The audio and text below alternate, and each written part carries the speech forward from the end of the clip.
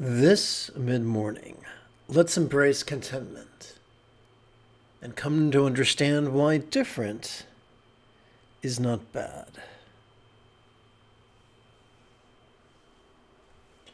This is Lama Jigme Gyatso of the Buddha Joy Meditation School. Welcome to Meditate Like a Jedi, which is brought to you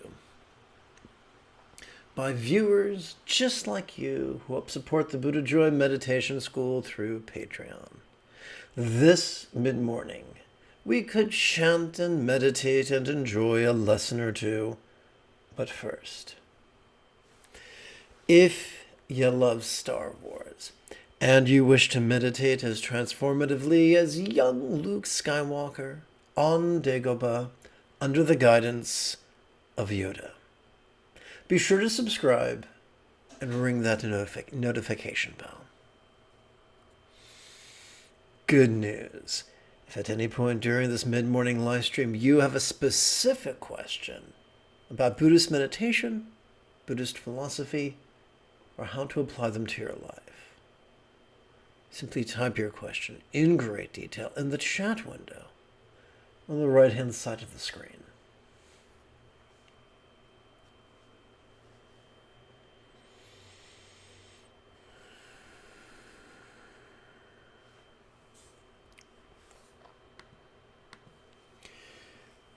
This mid-morning lesson is based upon the 39th verse of the spaciousness of Vajrasattva, known in Tibet as Dorje Sampa Namka Che. Legend tells us it was composed by Prahe Vajra, who is also known in Tibet as Gaurab Dorje. All phenomena are perfect and complete, nothing excluded. The true condition is equality, beyond change, spaciousness without limit, beyond dependent arising, beyond causes and conditions. What do we mean by the true condition? That is going to make more sense when we review the meditation instructions. Mindfulness and meditation are known by many names: Zen, Chan, Dhyana, Mahamudra, Mahasandhi, Ati, Yoga, Dzogchen, and Trekcho. One moment. Oh, never mind. How does one practice mindfulness? First, understand that mindfulness is not active concentration. What is the opposite then? Well, perception. But what kind of perception? Perception that is practiced vulnerably, passively, viscerally, and randomly. That is why with each inhalation we could silently and mentally recite the demonstrative pronoun this.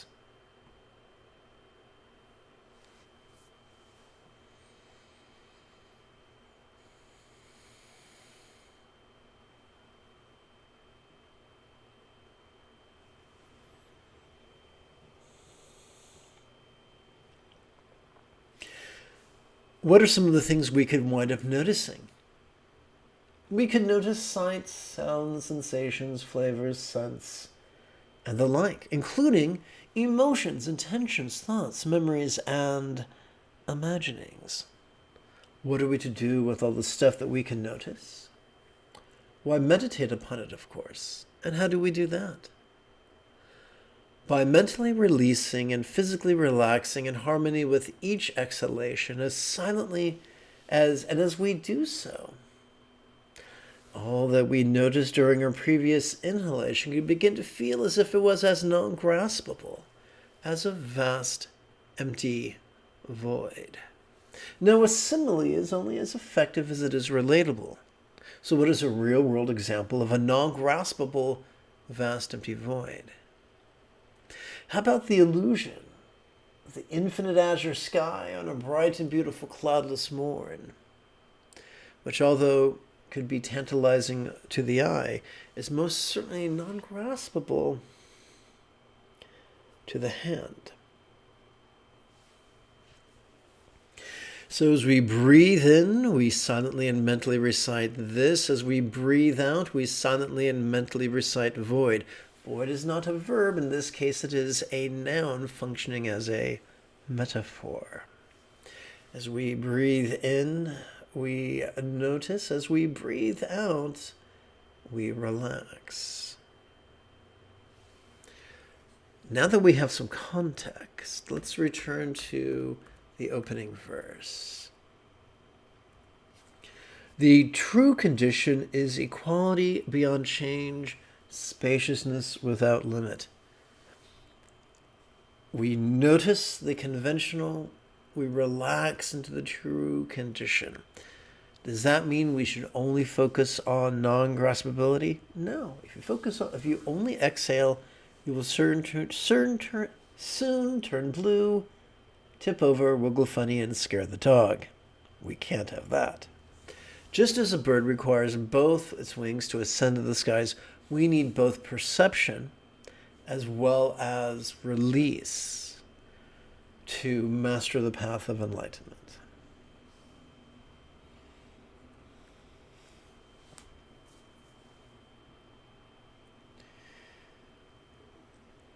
Consider, if you will, the duality of complete and incomplete. We might notice something is complete or incomplete. We might notice two desserts. One is complete and the other is incomplete. We might notice them as we inhale, but as we relax into our exhalation, they are both one in the non-graspable nature.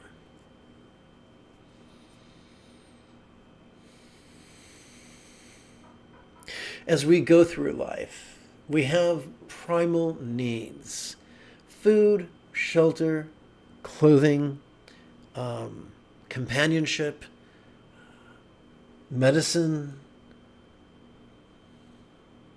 and the like. We tend to push away obstacles towards meeting those needs and pull to us the fulfillment of those needs. When that happens naturally, it can serve our evolution. But when we force it, when we contrive it, when our whole life is defined exclusively by that, it can multiply our experience of stress.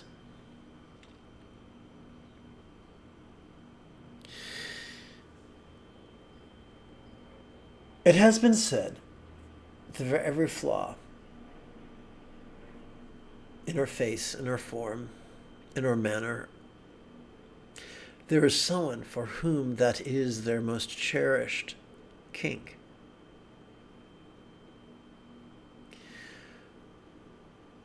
Believe it or not, we are somebody's fantasy come true, metaphorically speaking.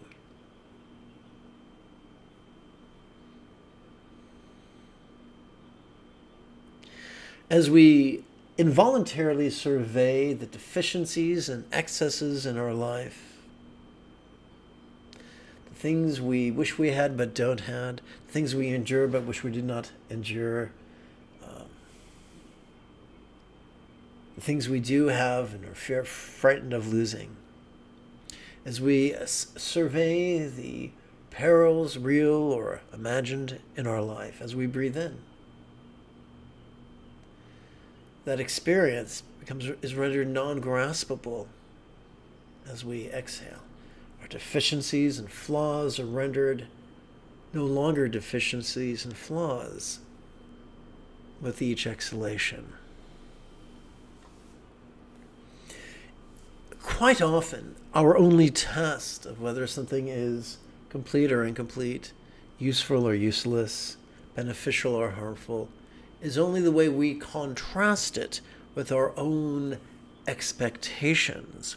And sometimes, quite often, those expectations are not grounded from an ultimate perspective. The exercise of noticing and releasing can free us from our hasty condemnation of our present moment circumstance. This is not done through self-talk. This is not done through affirmation. This is not done through belief. This is not done through emotion. This is done simply by playing with our inhalations sympathetic nervous system and our exhalations parasympathetic nervous system in a way that helps us to master the path of mindfulness and meditation. Before we begin this mid-morning's formal meditation session, I think it could be quite lovely if together as a team we chanted the Friday morning selection of Prahe Vajra's Spaciousness of Vajrasattva together. All possible circumstances and all beings in them arise non-dually from the personal continuum. In the purity of divine presence there are no such distinctions as male or female. In the domain of reality there is no talk of getting somewhere by means of effort. And yet some people say that by using the powers of sound, one can generate the bliss of a magical illusion. The true condition cannot be grasped conceptually, but appears in varied ways according to how one views it. To strive for bliss, desiring it to manifest, only generates obscuration and confusion. Meditating on the appearances of a deity is like meditating on the reflections of the moon in water. Although such meditators strive to be undefiled and unattached, their practices are like child's play.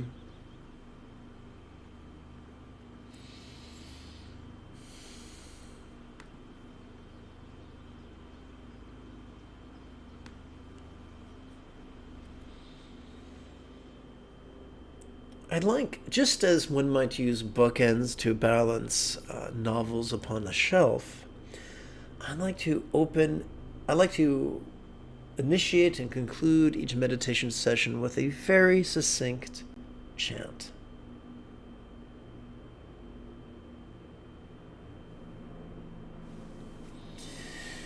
Let us exercise our neural pathways responsible for empathy and enthusiasm together. May I liberate all beings by relying on the three jewels. May I liberate all beings by relying on the three jewels. May I liberate all beings by relying on the three jewels.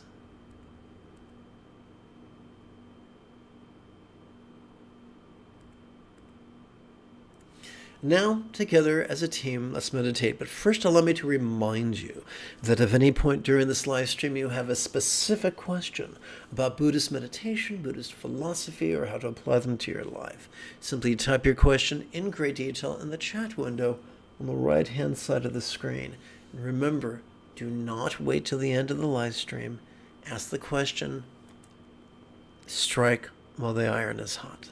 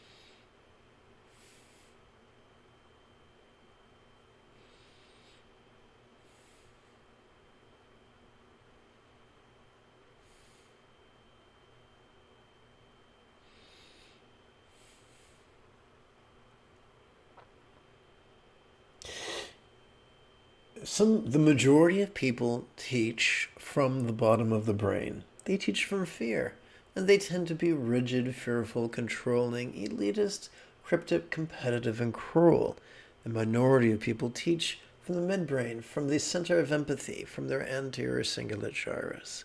And they tend to be flexible, loving, laid back, egalitarian, lucid, cooperative, and kind. The former would say, if every impulse of aversion or avarice is an indictment. The latter would say no. Every impulse of aversion and avarice is our fundamental needs expressing themselves. And our enthusiasm to notice them vulnerably as we breathe in and physically relax as we breathe out helps us to be benefited by them, helps us to realize the wisdom of letting go.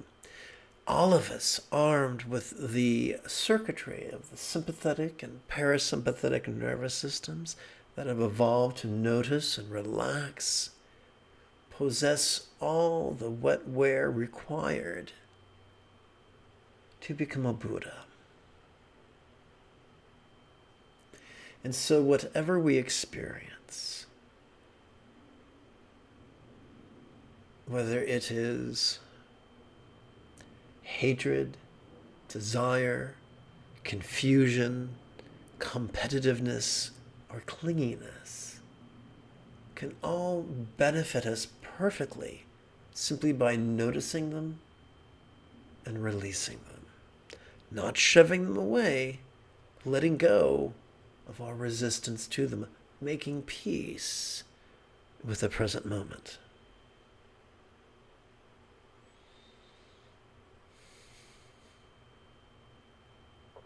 That is what is meant by saying everything is already perfect, everything is already complete.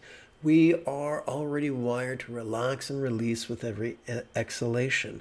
We don't have to force it. We just have to step out of our own way.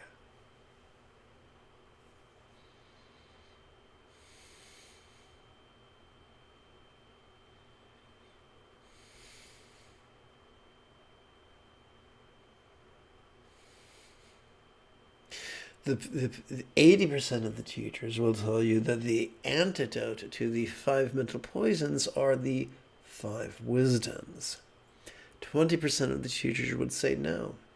Apply the universal antidote of noticing and releasing to the 5 poisons, and they transmute all by themselves into the 5 wisdoms.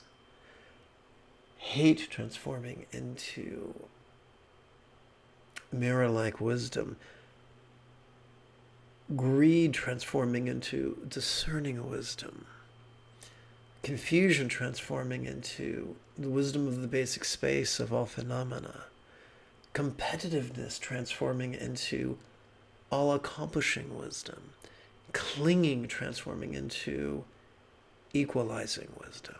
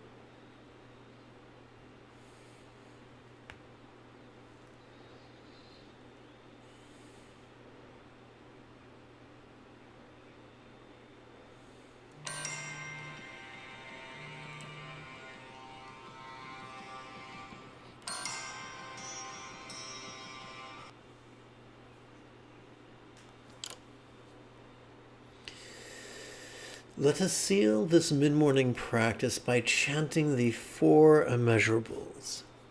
May everyone be free from misery. May everyone be happy.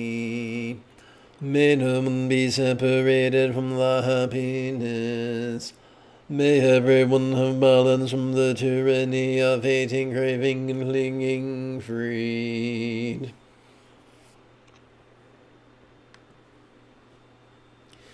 If you feel that I have earned it, you could type something in the chat window. You could give this live stream a thumbs up. You could share it with a friend. You can even help support this channel on Patreon. In approximately 3¼ hours, I would very much like to return to lead today's afternoon lesson and meditation. Until then, may you and yours be happy and healthy. And if you are as geeky as me,